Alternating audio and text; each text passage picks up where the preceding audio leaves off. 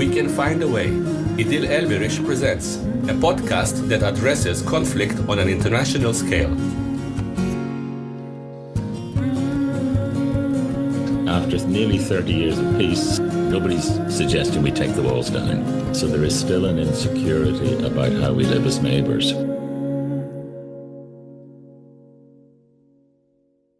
Hello and welcome back to another episode of We Can Find a Way. Thanks to all listeners who patiently let July and August of this year pass by.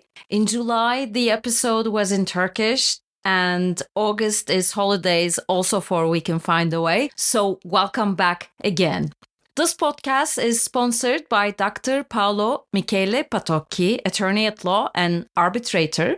I'm grateful for his engagement with alternative dispute resolution in Turkey by participating in conferences, teaching at Bilkent University in Ankara, and now supporting my podcast, We Can Find a Way.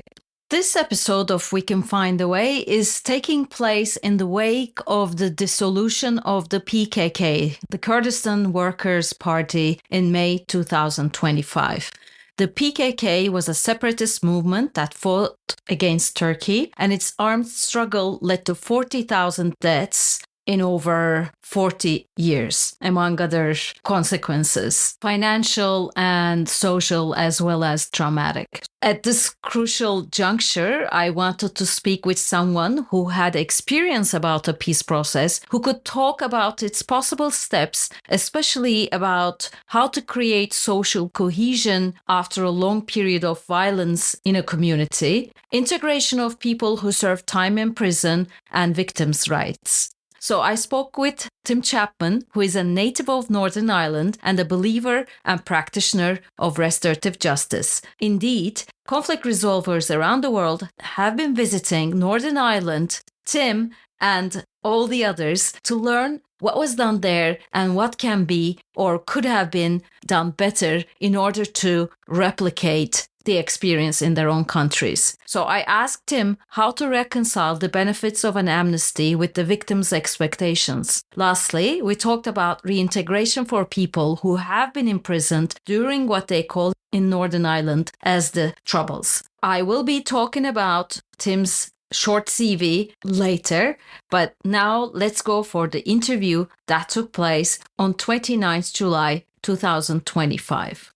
Hello, Tim. Thanks for agreeing to talk to me for my podcast, We Can Find a Way. It seems like for anyone involved in peaceful resolution of the Kurdish issue in Turkey and probably other countries as well, Northern Ireland, where you're from, had been a much revered place. People always visiting, comparing thereafter their own issues. Can you describe what, in your opinion, contributed to this visits and experience sharing in the peace process in Northern Ireland, and what works, what can be improved? Thank you. It's a pleasure to be here. Yeah, I lived in Northern Ireland throughout what we call the Troubles, the violent political conflict that went on for about 30 years. And during that time, we often thought, how will we ever get peace? Because there seemed to be an irreconcilable difference, that one part of the population wanted to be British and the other part wanted to be Irish. And there's no sort of compromise between those two things. But in the mid-90s, the peace process began very tentatively. I think people just were exhausted by that conflict, and it didn't seem that anybody was going to win through violence, neither the British or the Republican sort of IRA. They were just sort of,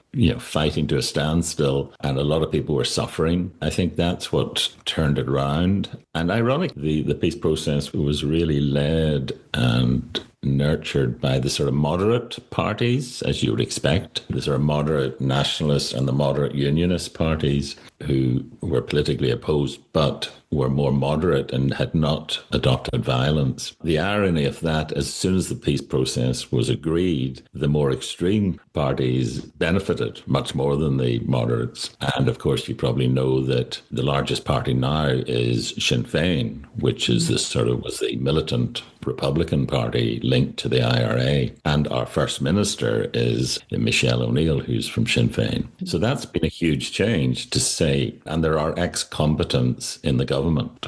And for some people, that's horrifying. For other people, it shows that the peace process has worked. That people who were enemies in the past, they still are politically opposed, but they don't want to kill each other. That's progress. It's big progress. So the drivers, abuses of human rights, inequality, discrimination, lack of esteem between the two communities, and also just what we used to call the democratic deficit of having one large group dominating another almost as large a group politically and in terms of, the benefits of society like employment and housing. There was discrimination. So those drivers were removed, the drivers for violence. It didn't resolve the national question. We're still part of Britain, and there are still a large percentage of people in Northern Ireland who would like us to be part of Ireland. That was never resolved. But the underlying drivers that sustained the violence was, and so it's not that violence doesn't happen. It does, but there's a few what we call dissident groups that have never accepted the peace process, but they're not powerful and they're easily managed by the state. They occasionally commit acts of violence, but nothing compared to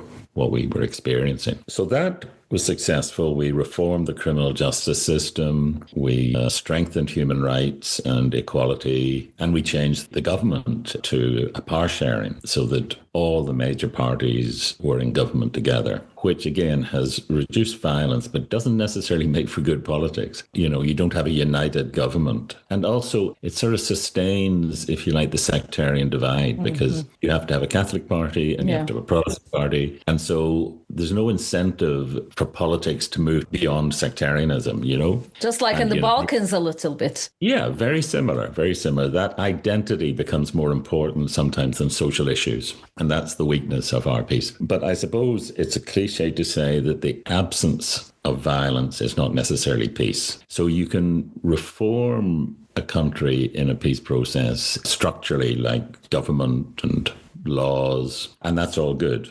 And of course, part of the reform, which I'll come back to, was to introduce restorative justice, because it sort of chimed with the times of reconciliation and talking rather than fighting. So you can reform things through laws and policies, but that doesn't necessarily change how people live together. And I think this is what has been neglected in our peace process, or we haven't been so successful at, put it that way. Changing the culture, changing the social relations, changing how we bring up young people. Most of them actually are okay, and they're a great sense of the future for us. But some feel because their parents were in conflict, why do we not get the opportunity for this glamorous violence? Which, of course, most people now, looking back on it, say there was nothing glamorous or heroic about the conflict. It was quite a dirty war. But, young men particularly think we should be fighting too, So those things remain. But we can say that the peace process stopped 99% of violence, which was a great thing. I'll come back to the sort of more social aspect. It was successful, but not perfect. What is really interesting from what you're saying as an observation, the social relations between the communities in Turkey, Kurdish and Turkish, is not that bad.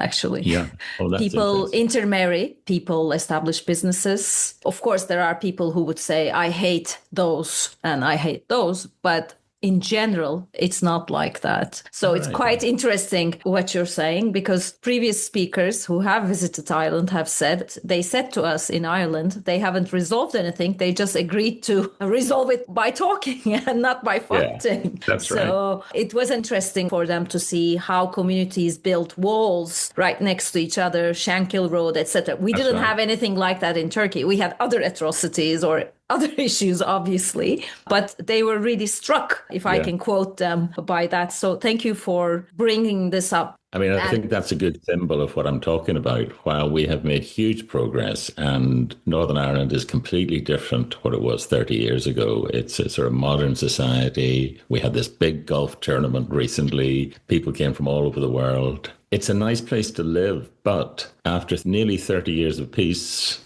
nobody's suggesting we take the walls down. Those walls are still there. So there is still an insecurity about how we live as neighbours. I would say it's also a class thing. It's more amongst the more deprived working class areas where there's that sort of insecurity. The middle classes, as you would suspect, are more interested in having a good life and making money, and they're willing to live together for those reasons. It's in their material self-interest. It's more those people who don't have the advantages and privileges tend to be the ones that feel most insecure and still want to have the protection of walls. You mentioned restorative justice, and you have said it should have been involved in this process. Can you elaborate a little bit more on that? Yeah, it was part of the process. At one stage, both the Republican and what we call the Loyalists, which is the Protestant side, armed groups, decided that they needed to get involved in democratic politics rather than in sort of armed struggle. That meant embracing things like human rights, equality, etc., respect for others. But at that stage, in the most militant areas where there was a lot of violence, there wasn't a well-functioning criminal justice system.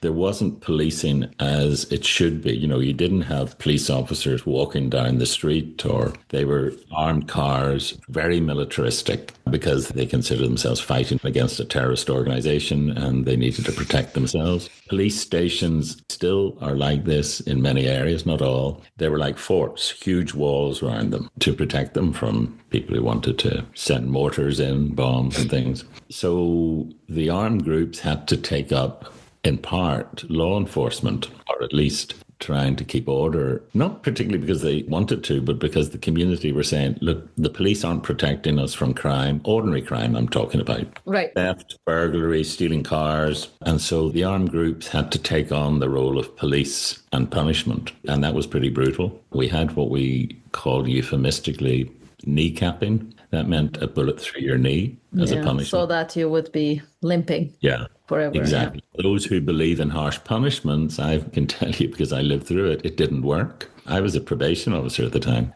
and those people who were punished using bullets could not wait to get back to crime, to defy the IRA or the UVF or whoever did it. So they realized that obviously shooting young people through the knee is a breach of human rights, child abuse. So they had to start looking for something different, and they found restorative justice, amazingly.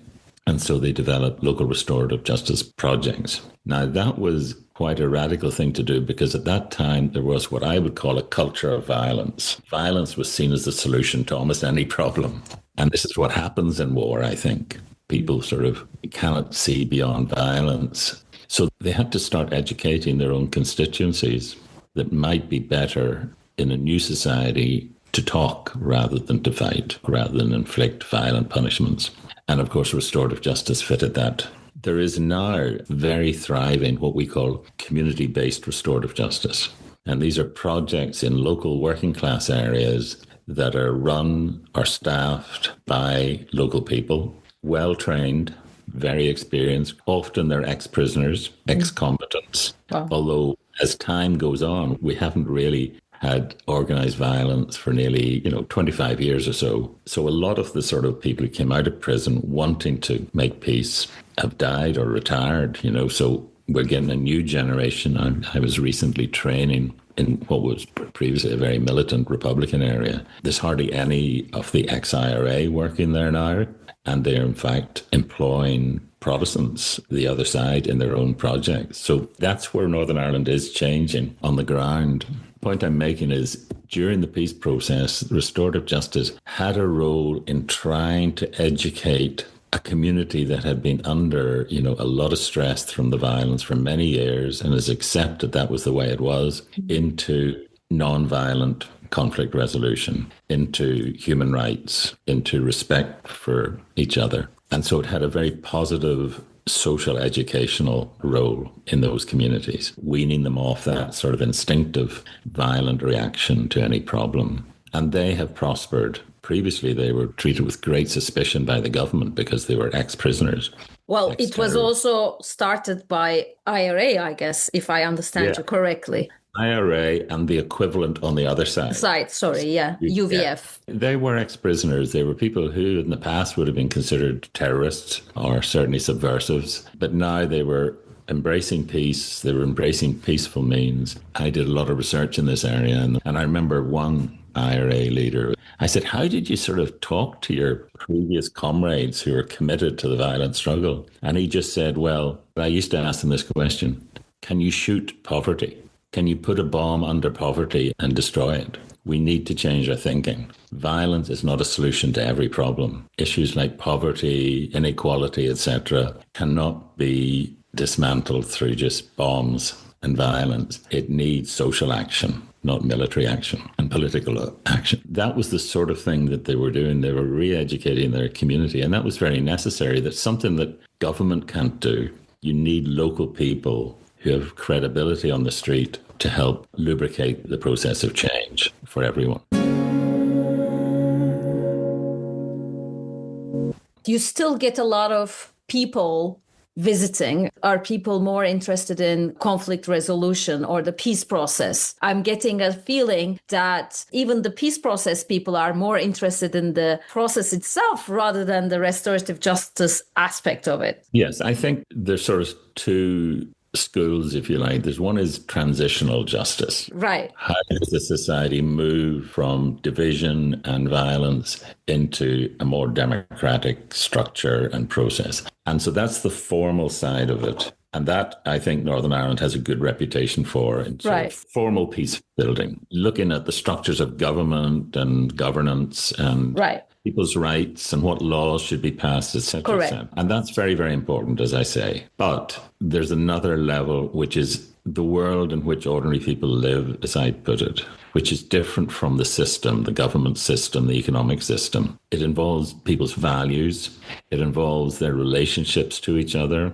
And it involves sort of, the word I would use is socialization, how young people are brought up in a new society. Because during the Trouble, young people were living in a sort of very violent but also exciting society. I've spoken to young people. It was quite exciting to see riots going on and to be able to go out and throw stones at the police and petrol bombs. There was a buzz to it. And for a while after the peace process, there was this phenomenon called recreational rioting. So literally using social media, a group of, say, a gang of Protestants would contact a gang of Catholics and say, Friday night, can we meet at 10 o'clock and have a riot? Beat up each other. Yeah, when I was young, I used to play cowboys and Indians. It's like the same thing. And they would. But they weren't hurting each other, right? I mean, it's... Well, they could have, yeah. They would have been fighting, and they would, not serious hurting, but you know, they would be throwing stones at each other and getting into sort of fisticuffs. But it was just what young men like to do sometimes, you know. Manhood. Exactly. Proving that they're heroes. Interesting, you were saying, you know, why do people come over? I just recently organized a study trip for a group of people from the Ukraine. Because again, a bit like yourself, you know, they see Northern Ireland as a post-conflict society. And it's very interesting and yet not surprising, because we were doing the same. They are thinking ahead about when the war with Russia is over, how do we put our society back together again? Because it has a really damaging effect on the fabric of society. You know, they're saying there are people coming back from the front in the war and they're committing crimes. And I understand that after,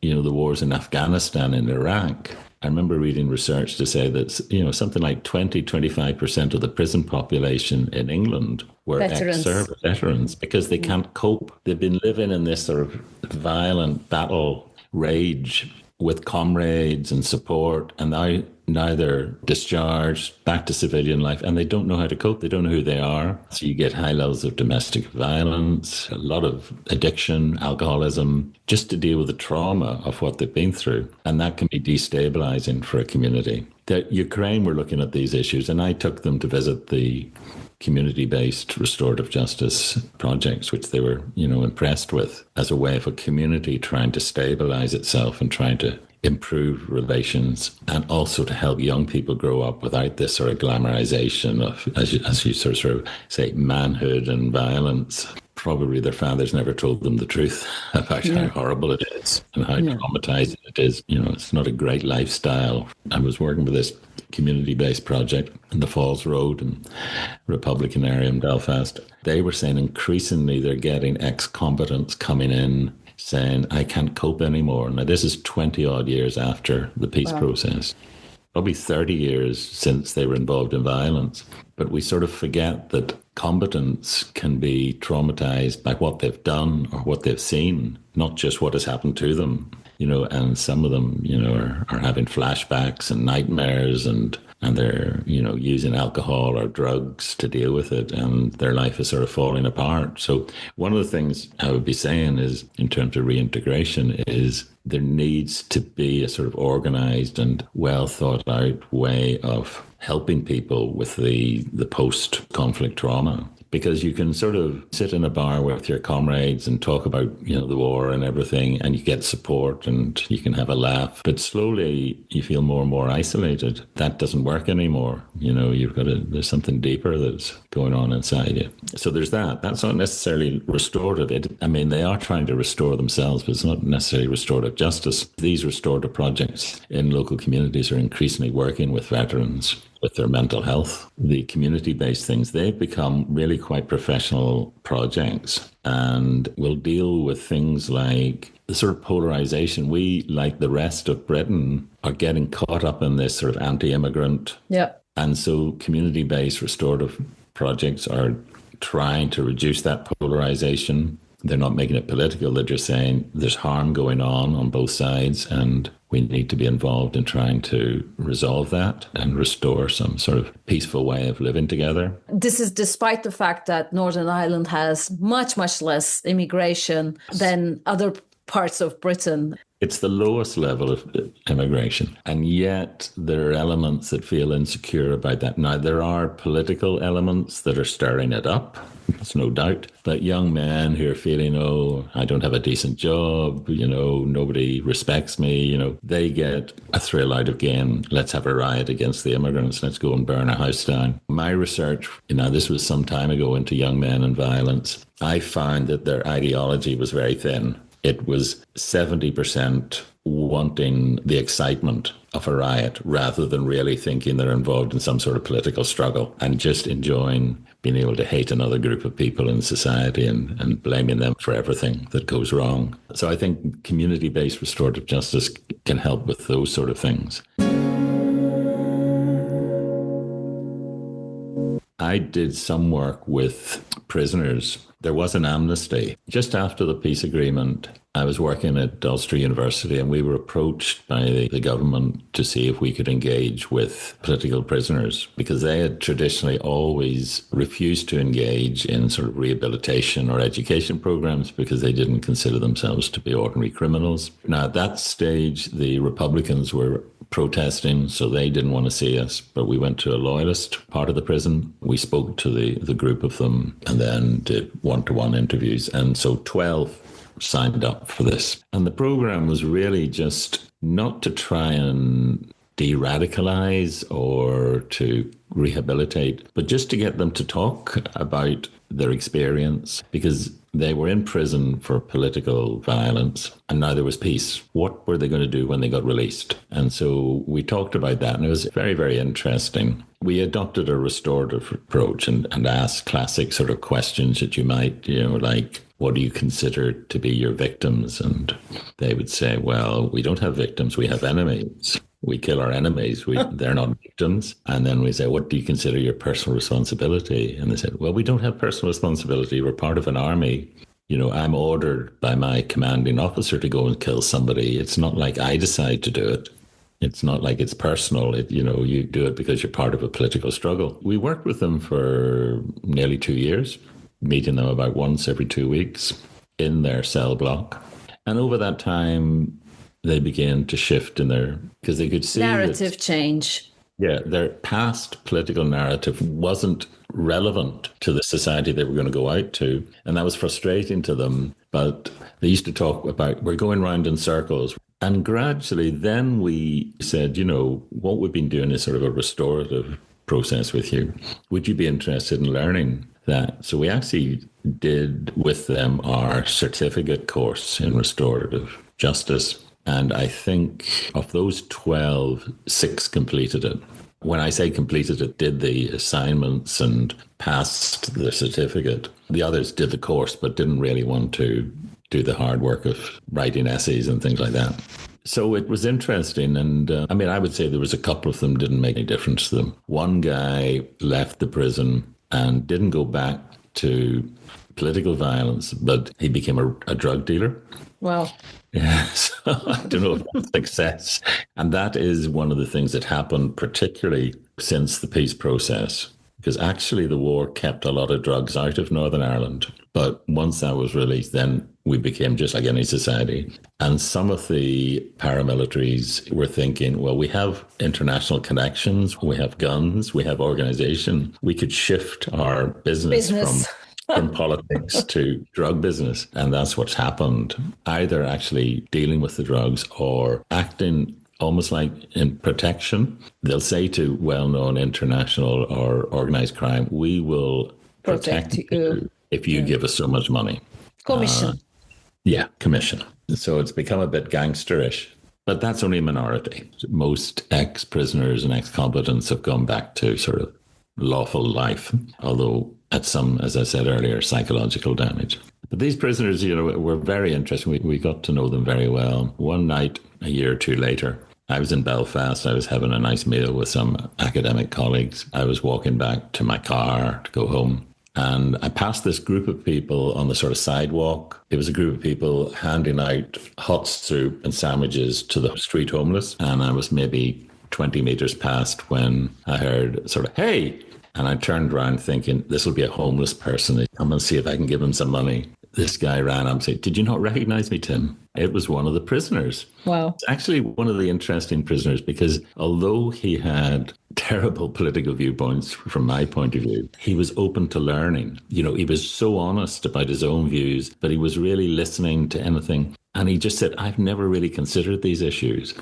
I wrote a chapter in a book and I called the chapter, No One Has Ever Asked Me These Questions. And that's a quote from him. He said, Tim, I have grown up in the Shankill Road, which is a Protestant area, 50 years, and we never think about these issues. We never think of the questions you're asking us. And he said, did you not recognize me? And I said, oh, no, I didn't. I'm sorry. He said, well, I've got out of prison, as you can see. I've got a job. I'm back with my family. And he said, you used to talk about if you harm people, you need to do some reparation. Well, this is my reparation. 2 or 3 nights, I come down late at night and we feed the homeless. I said, wow, that's amazing. And he said, you'll understand this when I say it. I'm my own man now. And what he was saying is I'm no longer part of an organization that tells me to go out and kill people. I make my own choices, which was what we were trying to do. You can imagine how good I felt after that. So I think restorative justice can have a role to play. It does not the solution to everything, but I think for a society that is readjusting after a period of violent conflict, it's a useful way to get people to think in a new way and to think it is better to talk than to kill each other. So you have been through this disarmament process, and as you have mentioned, people have been out, and we know that there's been an early release and even an amnesty, although it probably wasn't called an amnesty, for those convicted of violent crime or terror crimes. Can you tell us what to expect from an amnesty? How can it help a peace process, especially when you consider the victims who have lost their families, their loved ones to that type of conflict? Yeah, we call this our legacy issues, the legacy of the conflict. And this has been the weakest part of our peace process. I find it very disappointing because it is about victims. And we sort of pretend that we care about victims of violence. But actually, I'm not sure we do.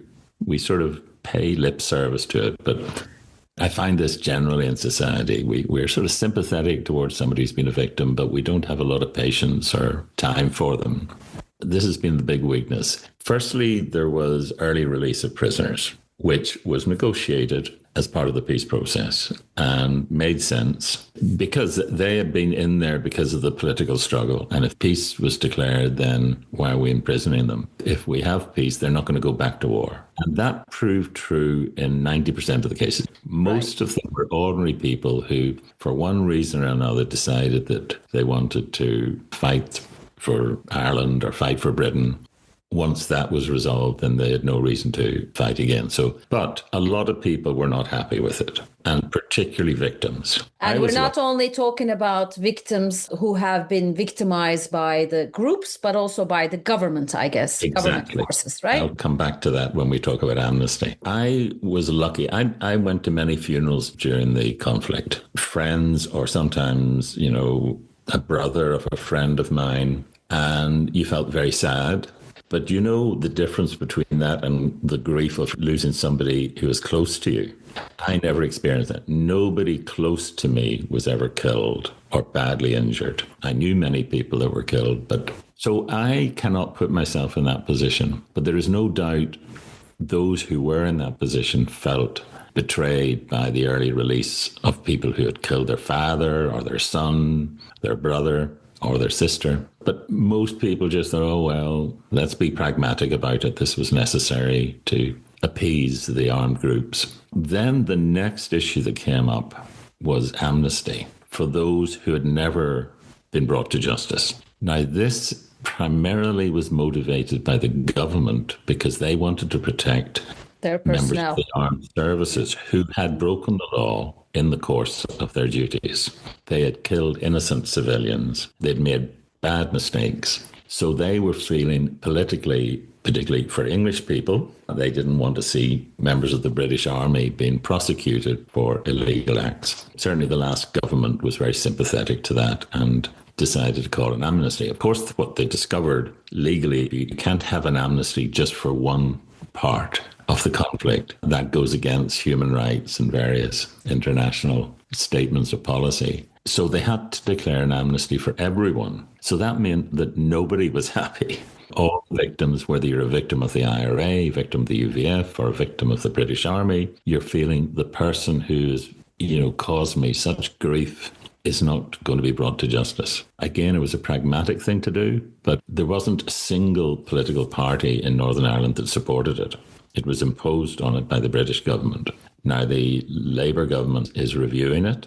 We're not sure what they're going to do, but they said they'll change this law. It's not been implemented yet. What do you mean if it hasn't been implemented? The arrangements that were to be set up, there was to be a sort of truth recovery mechanism. A lot of people actually, because Northern Ireland's a very close-knit society, a lot of people are pretty sure they know who killed their dad. And they may even see this person walking along the street. Waiting for the bus in the same station. Exactly. Because there has never been sufficient evidence to prosecute, or now with the peace process, there's insufficient motivation to go after people who committed crimes 30, 40 years ago.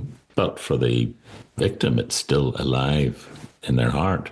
So nobody supported it, not politically and openly. I think probably there were some paramilitary organizations were glad that there was going to be an amnesty. But it's one of the recurring themes that is very relevant to restorative justice, in that if you're involved in restorative justice, you realize how much victims are actually marginalized by politics. Every politician will claim sympathy for victims, but there's very little political action that improves victims' situation. And the criminal justice system really is only concerned with the perpetrator rather than the victim. And that, unfortunately, has happened here, that 27 years after the peace process, victims have still not been really attended to in Northern Ireland. And I think that's just a reality of politics, and I think it's shameful.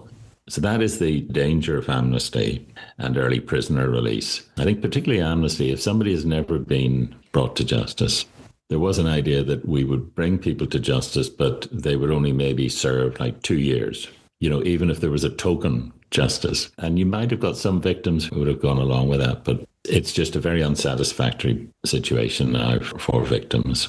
And that is the legacy that we haven't really grasped. And I think a lot of politicians are saying a lot of these victims are going to die soon anyway. So let's just let time take its course. That's the cynical way of looking at it. I don't know if they actually do think that, but that's what people think. Political action doesn't understand those sort of psychological and social effects of conflict. They do their job. We need a political settlement. We've got peace. We're not killing each other. But there's a lot of legacy issues, a lot of things that are unfinished business that continue to disturb society. And we have terrible levels of, mental illness in Northern Ireland. In Britain, we have the highest level of prescribed drugs for mental illness. And there's an intergenerational effect too. So it takes a long time, if you've gone through a lot of violence, to recover as a society, never mind as an individual. Let us come to best practices in reintegration, some of which you have mentioned. I guess they have found their own way only after they have been introduced to restorative justice, like this guy distributing soup. Any other ideas that you can recommend for these people to find a place in society? The sort of things that happened is most of the armed groups set up their own sort of support services. And I think that's very useful. What I have discovered is that if you've been in a conflict, it's very difficult to talk about it to people who haven't been in that conflict. In fact, I had an interesting experience. It wasn't long after the peace process. I was lecturing at Ulster University and I was teaching a restorative course. And in that restorative course, there were both militant Republicans and militant loyalists and police officers. Wow. Sitting in a circle learning about restorative justice. And it was coming up to Christmas. And I said, after the lecture, who'd like to go for a Christmas drink? There's a nice pub near the university. So we went in and we had a little side room.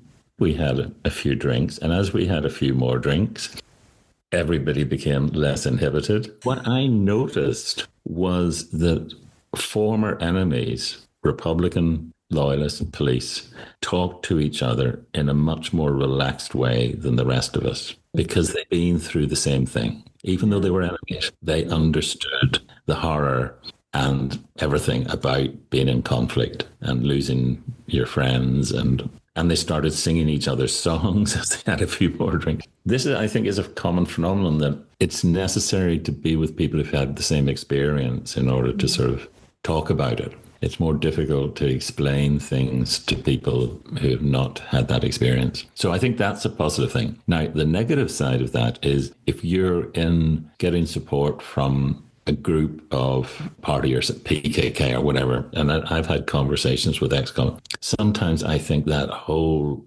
war was a waste of time. We just killed each other, and what did we get? What was achieved by it? It's very hard to have that sort of conversation. You're being disloyal to the cause. Yeah. Can't say that. You've got to show solidarity. And yet, for some human beings, they need to say, I really do have my doubts about the struggle or our strategy or the people that we killed that we really shouldn't have killed, or the people who in our community that were killed who shouldn't have been, So I think there needs to be another outlet for people. There should be services set up.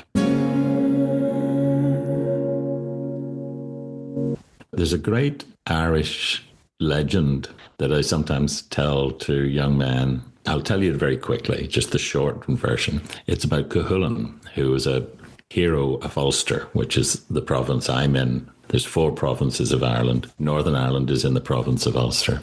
And Cohesion was a young boy, but even when he was very young, very strong, very aggressive, very good at sports. And anyway, he was told, he was sitting in the school and the Druids, as they were called, were telling them that it is written that today is an auspicious day. Anyone who goes and fights for Ulster will be remembered for all time. So Cohesion says, right, I'm going to go. And he goes to the king, and the king gives him a chariot and some armour and sword and spears. And off he goes to fight these 2 enemies of Ulster who've never been defeated. And he cuts off their heads, puts them on the spears of the chariot, really riled up, battle rage. And he's galloping back on the chariot to his home. And they can see he's in this rage. And the king sends the women out. This is where it gets a little bit rude. He asks the women to expose their breasts. And this confuses Cuchulainn. And when he's confused, then the men jump on him because they knew he needed to be taken by surprise. And the men jump on him and they have this big barrel, big vat of iced water. So they put him into the vat and the water immediately with his rage begins to boil. So they have to put him in another one. It's only in the third vat that he cools down. And then he's taken to the court and honoured as a hero. When I tell that to young men, they immediately get it, that after a battle, you need some process to cool down in order to re-enter society. If you go straight from the sort of being in a war back to society, there's still a violence in you. There's still a rage that's hard to put aside. So I think society needs to provide opportunities for young men or older men to be able to cool down after a war and reintegrate into society. So I think there can be prisoners or ex-prisoners organizations, ex-armed, ex-combatants, veterans organizations that can be very useful. Now, there may be specialist sort of trauma counseling that should be offered. And then, more pertinently, just jobs to get people back into work. A lot of ex-prisoners studied restorative justice and became restorative practitioners, but that doesn't cover everybody. That's just a minority. Many of them that they want to give something back to society. They'll never admit maybe guilt, but they do know that they've been through something that's been quite destructive. So a bit like my friend John, who works for the homeless, they often get involved in sort of community work, social work, that sort of thing. Restorative circles or healing circles could be facilitated by ex-combatants where people just get a chance to talk, And my practice at the moment is with people who've been abused by the Catholic Church, by priests, and we have healing circles. And when I talk to them, they say, it's great to be in a room with people who've been through the same thing that you don't have to explain. Yeah. And that's a bit like what I was talking about, that even sometimes ex-enemies can talk easier than to their own community about conflict. We find these people who were victims of, when they were children, of abuse by Catholic priests, we have them in a circle and they can feel much more relaxed, much safer with people who've been through the same things. And they just find that so, healing is the only word I can think that they can sort of release and talk about things that maybe they couldn't talk to other people in the community about. Again, I would really recommend it, but I'm not sure we're doing that much. I guess structures, laws, political issues are very much under scrutiny, and it's probably a little bit up to restorative justice practitioners or victims' rights movements, if you will, to stress the need for that type of activities or just to point out to the need. I think so, because the modern politics is about reform of governance, reform of the criminal justice system, human rights, etc., all very necessary, but it neglects the sort of relational and cultural things. I mean, I suspect, knowing nothing about this, that in Kurdish society and in Turkish society, there are traditional ways. I think I would go there. I would explore that. What were the traditional ways of talking about hurt, harm, conflict? That will tell us, those indigenous things that were pre-modern society. Before all these institutions have taken away their conflict from them. Exactly. I mean, that's a sort of very restorative idea, as you know. And I know nothing about that, but I suspect there are things that are to be learned from traditional Turkish or Kurdish, and they may be similar. I don't know. How society heals, as well as how does the law, how does the government create peace, or at least the cessation of violence, if not peace. Thank you. It's been a pleasure. It's been a pleasure for me too. In this episode, my guest was Tim Chapman. He had a lengthy career in the probation service in Northern Ireland, rising to a senior management position. He spent 10 years as a lecturer and course director of the master's program in restorative practices at the University of Ulster. He now teaches as a visiting professor at the University of Sassari in Italy and at the University of Strathclyde. He also offers training, research and consultancy in restorative justice. He has conducted training in restorative justice theory and practices from foundation level to specialist training throughout the world. Tim has published widely in effective probation practice, youth justice, and restorative justice. He's currently writing a book based upon his research into victims' experience of restorative justice and has completed research into the oral histories of victims of clerical child sexual abuse. He has been a board member and chair of the European Forum of Restorative Justice.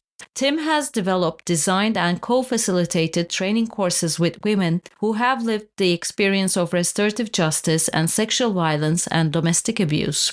He continues to practice and is leading a major restorative justice program addressing institutional sexual abuse.